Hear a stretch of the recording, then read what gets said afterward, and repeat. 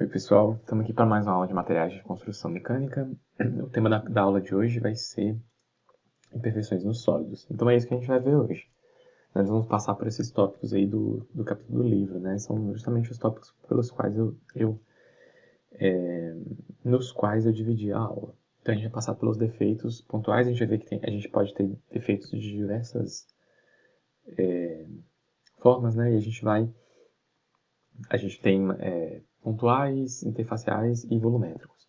Vocês vão ver que tem esses tópicos aí e depois falar um pouquinho sobre microscopia, tá bom? E tamanho de grão. Eu falei um pouquinho no final da aula passada, né? Então vamos falar. Certo. Primeira coisa que eu vou começar a mostrar aqui é o livro, ele sempre traz esse gancho, né? Essa ideia de uma aplicação, de alguma curiosidade relacionada ao tema da aula. E aí essa é bem interessante. Primeiro, a gente vai falar hoje de defeitos pontuais, defeitos interfaciais, imperfeições nos sólidos. Por quê? Semana passada, nas outras aulas, no capítulo passado, a gente estava falando de estrutura cristalina. Então a gente viu aqueles átomos enfileiradinhos um do lado do outro, formando cubos, né? Ou uma estrutura regular. E aí eu falei que os monocristais, né, eles têm essa estruturazinha, por exemplo, aqui é o CFC, né? Tem um cúbico de faces centradas aqui. De corpo centrado, CCC, cúbico de corpo centrado. E aí a gente viu essa estrutura, ela se repete no material. O monocristal é um que tem essa estrutura cristalina em todo o material. É uma unidade de construção. Só que o que a gente não vê é que essas estruturas aqui, elas podem apresentar falhas, erros, imperfeições. É o que eu coloquei aqui, imperfeições. É um equívoco, né? Então, a gente vai ver que essas imperfeições, elas têm categorias e elas têm influências diretas nas propriedades do material. Que a gente sempre vê, né? Toda hora a gente fala de uma coisa e depois já vê a busca para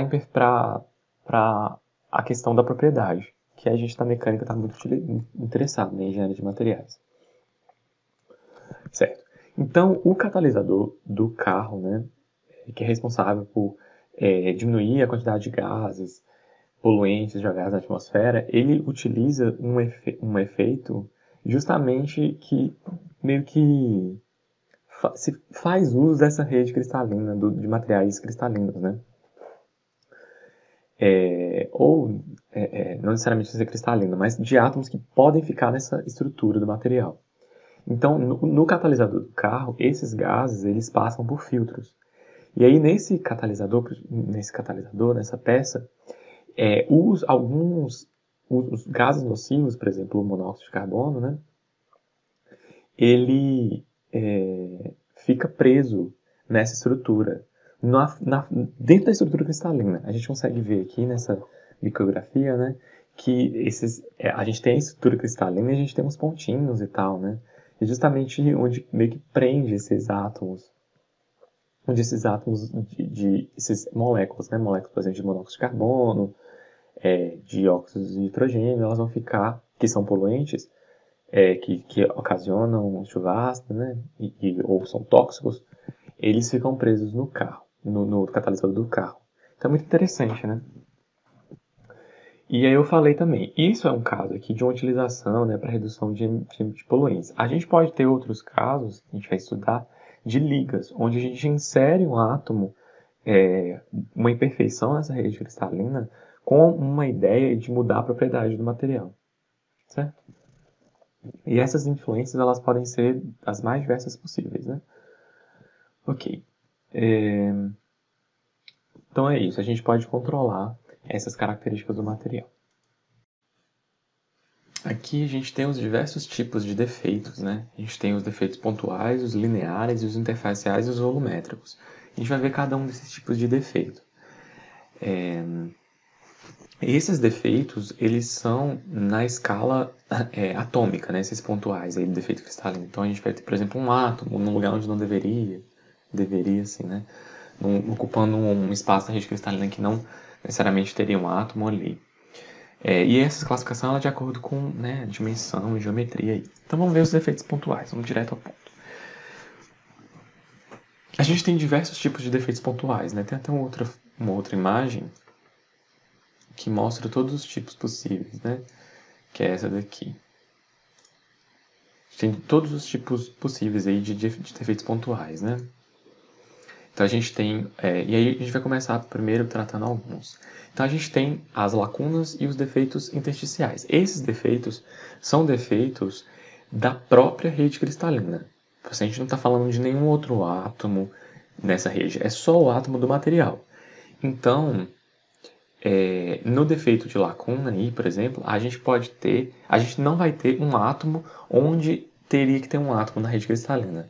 Então é como se eu tivesse aqui, a gente tem a nossa estrutura lá que eu mostrei cúbica, né?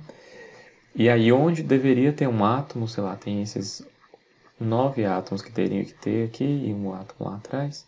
Aí esse átomo aqui está faltando. Então esse átomo aqui não tem, por exemplo. Então vai gerar um defeito na rede, né? Se a gente colocar... Eu estou falando de uma rede cristalina, a gente tem que ter mais átomos aqui.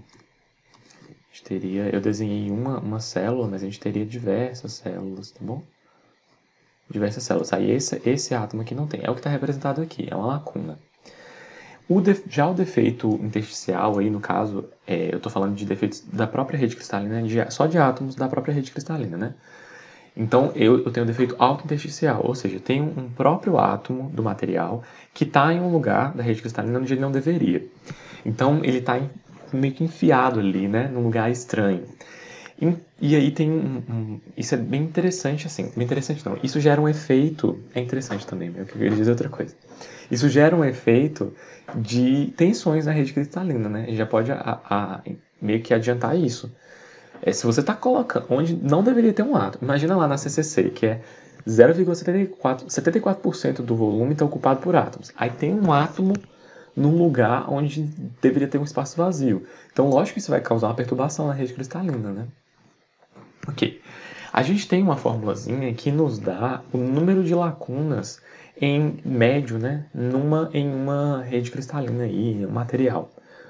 Esse número vai ser número por metro cúbico. Então a gente vai ter esse número de lacunas por metro cúbico. Vocês vão ver qual que é a ordem dessas lacunas, né? Isso daí é muito interessante, que parece que essa aleatoriedade aqui, né, esse defeito, iria contra, teoricamente, as leis da natureza, né? Porque o bonitinho é que tem um cristal perfeito, sem lacunas. Só que é o contrário, né? Justamente por causa da entropia, que é a medida da desordem, por efeitos, né, estatísticos, isso é uma tendência que ocorre nos materiais, né? Como se fosse uma necessidade de existência que foi colocada aí. Tá certo? Porque o universo caminha, né, nesse sentido aí de aumento da aleatoriedade, ok? Então tá certo. Então, esse número de lacunas aí, ele vai ser dado por essa fórmula. N é o número de sítios atômicos por metro cúbico, e aí a gente vai ter vezes esse E. E aí esse E vezes esse termo exponencial, né? E que é esse E, esse Ezinho lá, o número de Euler. O número de Euler vai estar elevado ao quê? Vai estar elevado a QL, a energia necessária para formar uma lacuna, que ela pode ser dada tanto em joules por mol ou por eletronvolt por átomo. Então, a medida de energia aí, né? E depois tem a constante Boltzmann, é uma constante muito estudada lá na parte de física moderna, né? E a temperatura em Kelvin, temperatura absoluta em Kelvin, tá bom? Então é essa formulazinha meio... Esse E, ele vai acabar sendo como se fosse um fator, né, que vai multiplicar o número de sítios atômicos que eu tenho. Então a gente vai fazer um exercício, né? Então eu tenho um exercício aqui, ó. Cálculo do número de lacunas em uma temperatura específica.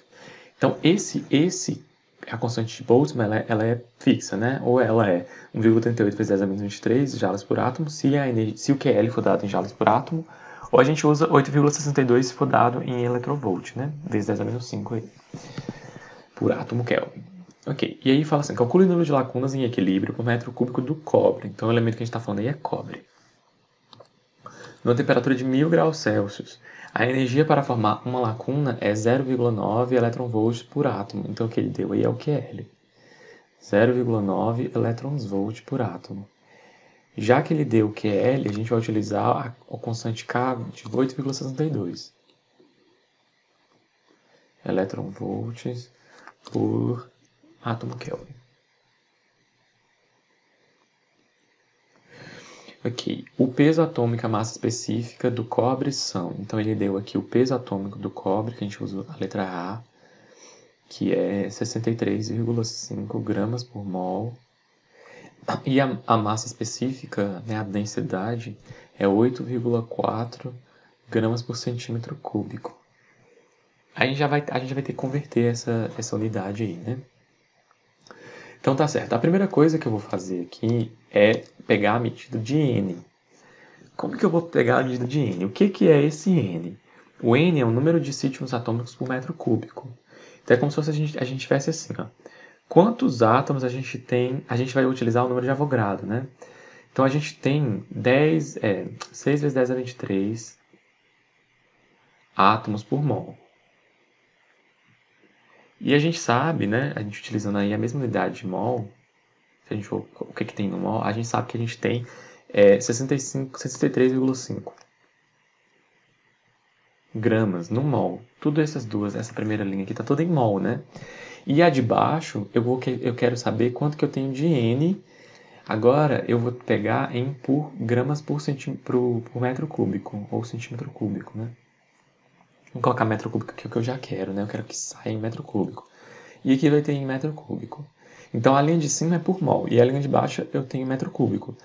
Qual que é a unidade, né, que me dá aí massa por metro cúbico? É justamente a densidade, a massa específica. Então eu vou converter, essa massa específica vai ficar 8,4, eu quero em gramas por metro cúbico, porque aí eu vou ter aqui átomos por sítio por metro cúbico, né? Então eu vou ficar com 8,4 gramas dividido por 10 a menos 9 ou 6 metros cúbicos por centímetro cúbico vezes centímetro cúbico, né? Vai ficar metro cúbico. Então eu vou ter aí 10 a sexta, 8,4 vezes 10 a sexta gramas por metro cúbico. Pronto, a gente converteu. Então ficou 8,4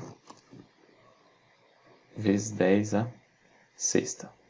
Certinho. Então a gente consegue achar o N. No final das contas, essa fórmula ficou assim, né? N, se a gente multiplicar cruzado, aqui é o número de Avogadro, aqui é o peso atômico do cobre. É cobre, né? Isso, do cobre. E aqui é a massa específica do cobre.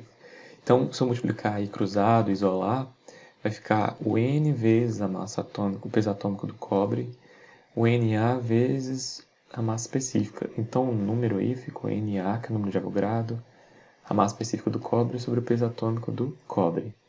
E aí, fazendo essa conta, vai ficar 6 vezes 10 é 23, vezes 8,4 vezes 10 a sexta, dividido por 63,5. Aí eu vou colar aqui, 8 vezes 10 é 28 átomos por metro cúbico.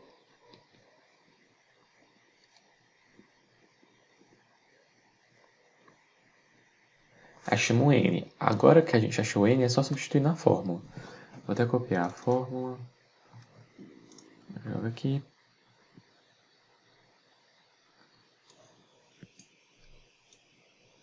Então, o número de lacunas por metro cúbico aí vai ficar o N, que é 8 vezes 10 a 28, vezes o E elevado a menos QL, que é 0,9,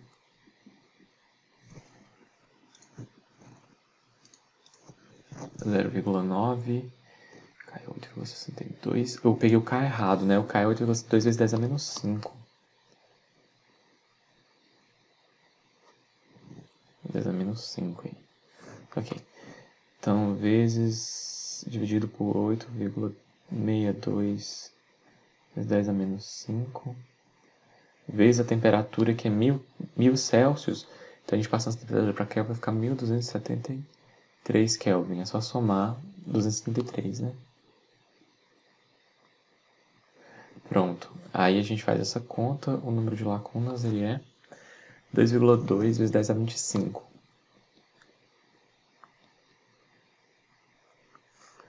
Lacunas por metro. É 25 mesmo. Lacunas. Coloquei um acento por metro cúbico. Pronto, a gente achou aí quanto que eu tenho de lacunas no metro cúbico. E é um número bem elevado, né? Eu sei que eu tenho, tipo assim, eu tenho da ordem de... eu tenho muito, eu tenho que fazer uma conversão, mas eu vou ter da ordem de 10 a 28 átomos, mais ou menos, se eu fizer a conta aqui de cabeça certa. Então, é como se fosse a cada 10.000 átomos eu tivesse uma lacuna. Então, tá, eu fiz de cabeça aqui, a gente tem que conferir, mas é uma ordem relativamente elevada. Ok. Então, a gente pode ter esse defeito intersticial, a gente viu que a gente pode ter o autointersticial, mas a gente vai ver que a gente pode ter um outro tipo de defeito intersticial, onde tem um outro átomo que está ocupando um lugar aí da rede cristalina, tá bom? E aí o que eu estava falando, que teoricamente não estaria ocupado, sob circunstâncias normais, foi o que eu escrevi. Ele causa uma distorção, e aí ele vai gerar uma espécie de tensão, uma espécie de acúmulo de tensão ali uma deformação ali naquela rede cristalina, tá bom? Mesmo com uma quantidade pequena de defeitos intersticiais, aí eu posso ter efeitos acentuados. É o que a gente vai ver quando a gente falar de ligas. Então, por exemplo, no metal puro, a gente tem, por exemplo, impurezas, né? Perdão, eu vou continuar falando de ligas, mas aqui vou começar a falar de outros átomos que não são do próprio átomo do metal, né? Então, por exemplo, no metal puro, ainda assim a gente tem impureza, mesmo no metal puro. Então, por exemplo, a gente sabe que enxofre e fósforo, por exemplo, são duas impurezas para aços. A gente não quer que tenha enxofre e fósforo na maioria dos aços, porque eles causam efeitos ruins aí para a rede cristalina, para as propriedades do material.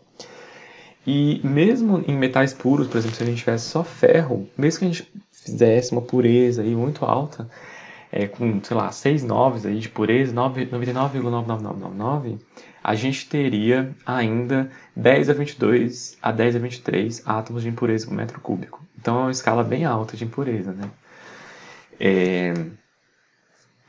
Certo? A gente tem algumas aplicações de metais com elevado teor de pureza, tipo silício ultrapuro, né? Nas placas cristalinas, nas placas solares. Certo? Tem um efeito que a gente deseja com adicionar impurezas numa rede cristalina de um metal, que é o que eu estava falando, que são as ligas. Então a gente tem aí, por exemplo, o aço. O ferro, o metal ferro, nas condições normais, o metal ferro ele é macio, né? Ele tem uma ductilidade elevada. Eu coloquei macio aí, né? Deveria colocar até entre aspas aí. Lógico que é comparativamente. Por isso que eu coloquei relativamente, comparado ao aço. Já o aço ele tem uma dureza mais elevada. Ele tem a gente acaba aumentando a resistência mecânica do material quando a gente coloca esses, lógico, uma concentração específica de carbono aí nessa rede cristalina. E aí percebam que até, geralmente, vamos supor um aço bem comum, o aço 1045, que é um aço carbono comum, barato aí, que é temperável, então ele tem boas propriedades mecânicas, né? Pode ter com tratamentos térmicos. Esse aço, ele tem 0,45% de carbono na rede cristalina. Lógico que ele tem alguns elementos de liga, tem manganês, eu acho um pouco, tem outros elementos de liga, mas só de carbono, né, ele tem 0,45%, então é muito pouco. 0,45% é muito pouco.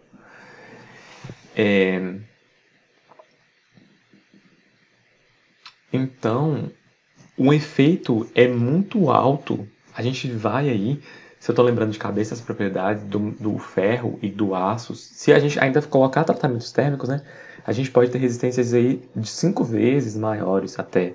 Então, só de colocar um pouquinho de elemento de liga, né? Todos os aços da série 1000, eles têm menos de 5%. Então, esses são poucos elementos de liga em porcentagem aí. E ainda assim a gente consegue um efeito bastante acentuado. Isso é muito interessante. A gente tem outras ligas, né? Por exemplo, ouro ou prata de lei, né? 18 quilates é uma liga. Ou a prata de lei, que é uma liga que tem 92,5% de prata e 7,5% de cobre. A prata, ela tem elevada resistência à corrosão. Só que ela não tem uma elevada resistência mecânica. Aí quando você coloca esse elemento de liga, que é o cobre, ela vai ter uma ótima resistência mecânica, né? Mas ela vai ter uma resistência à corrosão ainda boa, mas diminuir um pouco, né, do que a prata pura. Assim como eu falei do 8, esses 18, 24 são umas proporções, né? E a gente tem a adição de alguns elementos. Nesse ouro 18, geralmente é colocado prata. Aí tem algumas adições de uns outros elementos para mudar a cor, né? Que a gente tem ouro rosa. E aí tem o famoso também ouro 24, né? Que é um ouro mais puro e tal.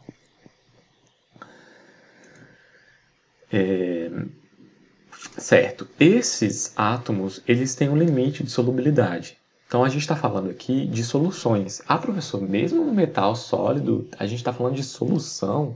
Geralmente a gente estuda solução em química é quando tem um líquido misturado, né? Sim, a gente fala de solução. É uma solução sólida. E existem metais que a gente vai ver as considerações que se misturam em qualquer proporção e tal. Mas a maior, não sei se é a maior parte, mas a grande quantidade deles, quando você mistura, eles vão, principalmente tem algumas questões como eletronegatividade, tamanho do átomo, né? Se você considerar tipo, átomos bem diferentes, você vai ter um limite de solubilidade. Por exemplo, o carbono. O carbono tem um limite de solubilidade no aço de bem baixo, bem baixo, né? No ferro, muito baixo. Tanto que quando a gente estuda aço, a gente vai ver que é uma outra fase, né, que é formada. Então é o que acontece. Quando você coloca esse carbono no ferro, ele acaba se ligando e formando um outro composto. E aí forma uma outra fase. Então a gente se passa desse limite de solubilidade, a gente coloca uma outra fase. É como se fosse água e óleo, são duas fases diferentes. No metal também vão ser. Só que às vezes essas duas fases elas são diferenciáveis apenas no microscópio, alguma coisa assim, né? Mas você consegue diferenciá-las. São duas fases diferentes, né? E aí a gente viu os dois defeitos aí, como quando a gente pode ter do próprio átomo na rede cristalina e quando a gente tem átomos diferentes, né? Então a gente pode ter, e aí a gente insere um outro defeito que é o de substituição, né, de um átomo. Então a gente pode ter esses quatro aqui, né? O autointersticial, o intersticial com relação com outro átomo, a gente pode ter um substitucional, igual a gente tinha aqui um substitucional, ou a gente pode ter uma vacância. Então, a gente, com átomos da própria rede, a gente pode ter autointersticial e lacuna, vacância. Ou a gente pode, com átomos de outro material, né? A gente pode ter substitucional, intersticial ou até. É, é isso mesmo, tá certo. Intersticial ou substitucional, tá bom? É isso. Então vamos continuar, né? A gente tem a definição eu estava falando sobre solubilidade, né? Então a gente tem a definição de soluto e solvente. Soluto é a parte, né? No caso a gente está falando de solução sólida, soluto é o que está em menor proporção no sólido. E solvente é o que está em maior proporção. Então a gente fala que o solvente dissolve o soluto, né? E isso, as características do solvente e do soluto influenciam muito como que vai ser o tipo de defeito, ou o tipo de... Na verdade, nem defeito aqui, né? De como vai ser feita a substituição aí, né? Ou a... Como vai ficar essa impureza, que eu falei que a gente coloca essa impureza no material de forma controlada, né? Então tá, um dos fatores aqui é o tamanho dos átomos. Vocês vão ver que cada um tem a especificidade, né? Então um tem que ser 15%, aí tem a tendência de formar solução substitucional. Se for menor que 15% a diferença de tamanho do raio atômico, né? Estrutura cristalina, também se for a mesma estrutura, se a gente tiver, por exemplo, um material que é cúbica de corpo centrado, CCC, e outro que é CCC, eles têm essa tendência de formar substitucional. Eletronegatividade também. Essa eletronegatividade não pode ser muito, muito alta. Porque a gente viu que a eletronegatividade está muito relacionada, vocês fizeram na outra aula, né? Está muito relacionada ao caráter iônico da ligação. Então a gente não é bom, né, colocar que esses dois materiais para formar substitucional, solução sólida substitucional, tem uma diferença de eletronegatividade muito grande, que pode formar um intermetálico, né? Uma outra fase. E valência também, né? Valência, a quantidade de elétrons que podem ser ligados aí no metal também, quanto mais próximo, melhor. Para que seja substitucional, para que tenha essa solubilidade. Então, por exemplo, aqui tem um exemplo de uma liga que mistura em qualquer solução, qualquer proporção, que é cobre-níquel. Até a gente vai ver lá na frente que é essa liga, que é um ótimo exemplo para a gente estudar um determinado tipo de solução entre dois átomos, né? Ok, entre dois metais. Por exemplo, o níquel e o cobre, os dois são cúbicos de faces centradas em termos de estrutura cristalina. A eletronegatividade para o cobre é 1,9 e a do níquel é 1,8. E as valências para o cobre e para o níquel são de 1 e 2, respectivamente. E o raio atômico tem aqui, né? É 1,28 angstrom e 1,25 angstrom para o níquel. Então, ou 0,128 nanômetros, né? Ou 0,125 nanômetros. Então, são esses valores aí dos raios atômicos, são bem próximos, né? Já o outro exemplo que a gente viu clássico, que é ferro e carbono, né? Então, no caso do cobre e do níquel, eles fazem uma solução sólida substitucional. E o cobre, o ferro e o carbono formam uma intersticial. Por quê? Vamos ver o detalhe aqui do raio atômico. Ó. O raio atômico do carbono é 0,071 e o do ferro 0,124. Então a proporção aqui, né, é próxima do dobro. Né? Não é o dobro, mas é próxima do dobro. O ferro, o dobro do carbono. E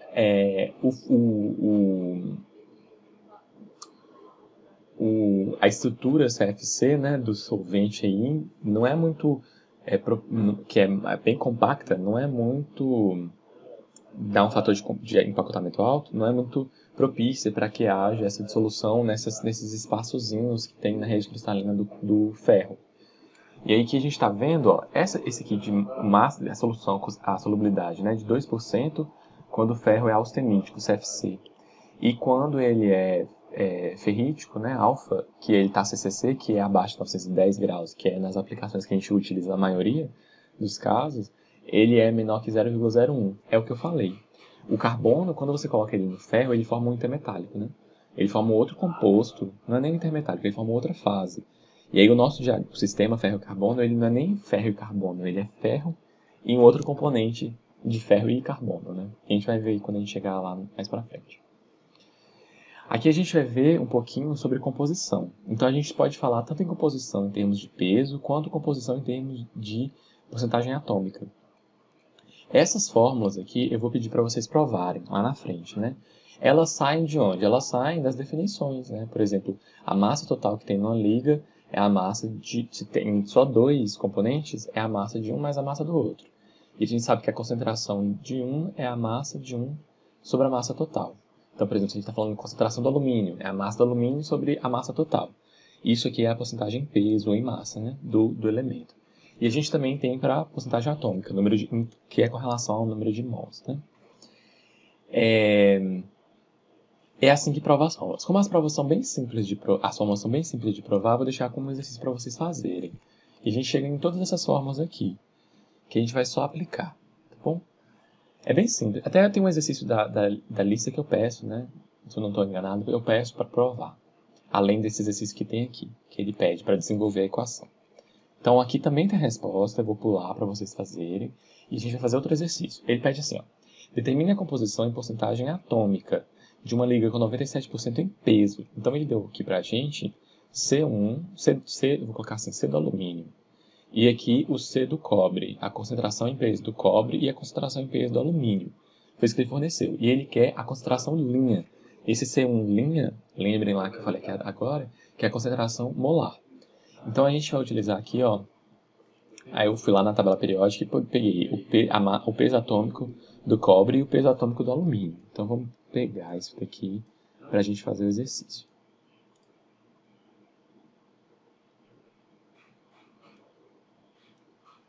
Vamos copiar. Depois a gente precisa da concentração.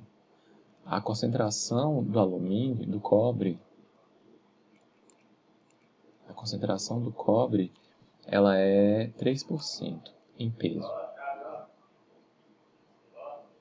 E a concentração do alumínio é o resto, ela é 97% em peso. Então, para a gente fazer, por exemplo, a concentração atômica molar, que chama, né? Concentração percentagem atômica. A concentração, a percentagem atômica do alumínio, por exemplo, a gente vai pegar a formulazinha que vai ficar a concentração do alumínio em peso molar vezes a massa atômica do alumínio, do cobre. Então é 1, 2.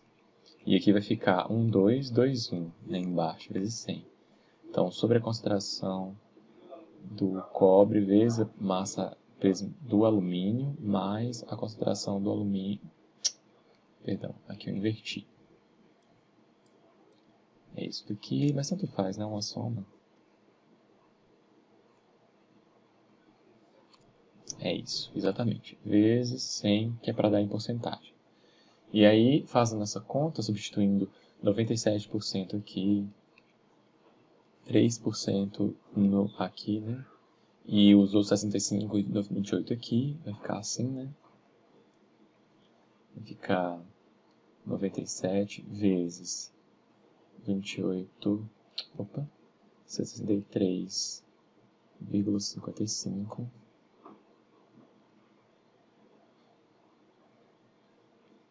mais 3 vezes 26,98.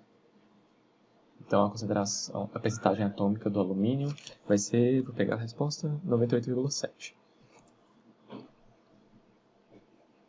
O livro ele até faz, novamente, ele faz a mesma continha para o cobre.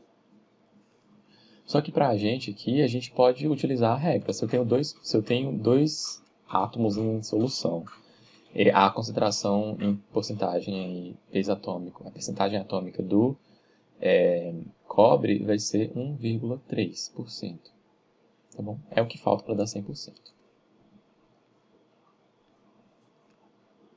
Só acho que 1,3% em peso atômico, né? Tem que colocar um azinho aqui.